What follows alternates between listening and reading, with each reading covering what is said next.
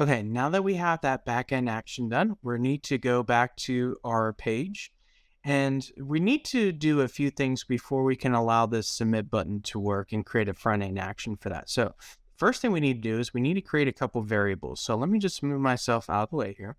Let's go ahead and create a new app variable and we'll call this uploaded file. In other words, we need to be able to have a variable that will actually store the uploaded file that they select. It's going to be of kind file, and let's go ahead and hit save. Next, we need to create a variable for this file name. So let's just call this file name, and it can be of type text. That's fine. Hit save. Let's call this file name. Save. Okay, and next we're going to create one more variable, and this is going to be the current date time. And let's make this of type date time. And then it's important that we select this now button so that it can actually do the current time when they go to upload the file. And those should be our variables that we're going to need. So next, let's go ahead and create a front end action. So click on front end actions, and create new front end action. Let's go ahead and rename this to upload file. And we're going to add an event, and this event is going to be the one that we just created, this file save action. And let's put a description here of create file upload. And let's call this file save action response.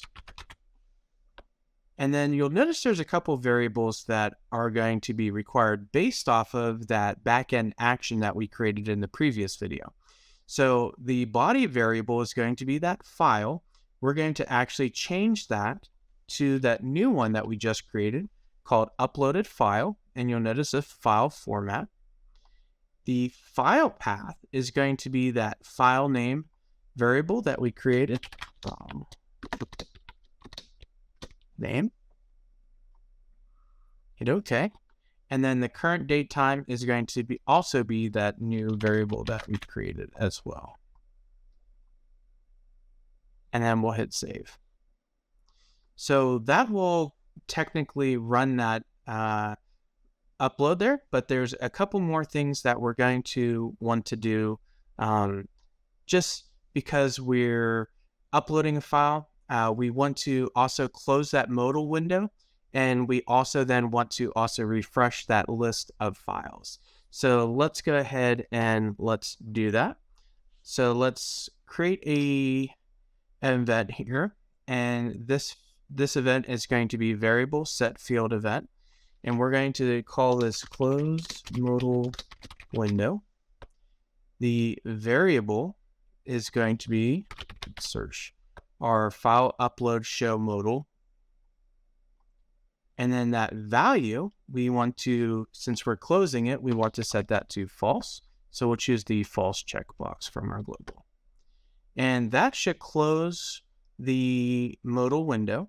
But now we also want to refresh that list of files. So let's click on another event.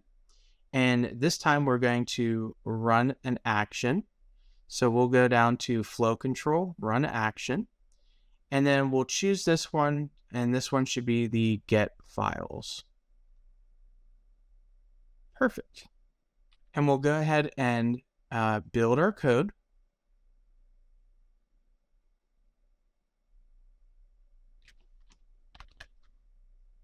And let's go back to our front end. Now there's a couple things that we're going to want to do. So the first thing here is we want to click here to upload a file. And we're going to use a new feature that we haven't really talked about, and that is the navigator. The navigator actually allows you to view the different elements on your web application so that you can precisely target them. So let's go ahead and open the navigator. And let's click on this text input enter file name. And then you'll see that this actually lit up gray down here. And then let's click on this click here to upload. And we're looking for a very special thing, which is this file upload. Okay. And now that we got the file upload, what we're looking for is this file upload input. So we'll click on that and then click the gear icon. And you'll notice that there's no binding. So we need to target this to a variable, and it's going to be that uploaded file variable that we created. And that's going to tell it when we hit that submit button to go ahead and use that as the variable. Next, this enter file name text box, let's go ahead and attach that as well. So on this one, we want to make sure that it is set to variable, and we'll change that to file underscore name, and then hit OK.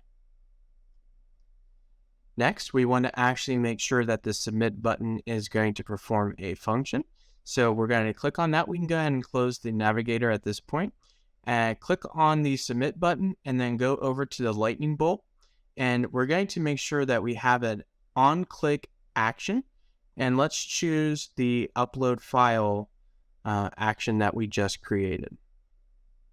At this point, we should be pretty much done. So let's go ahead and build our code.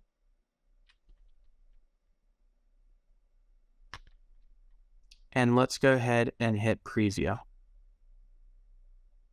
We'll click on files.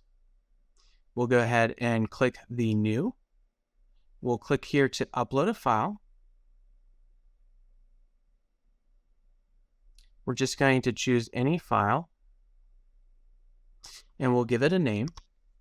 We'll just call this test.dll and hit submit. And as expected, the modal window closed out and it updated our file list so you can actually see the test.dll file that was there. So at this point, we got our files completely done, and we'll go ahead and move on to our next video.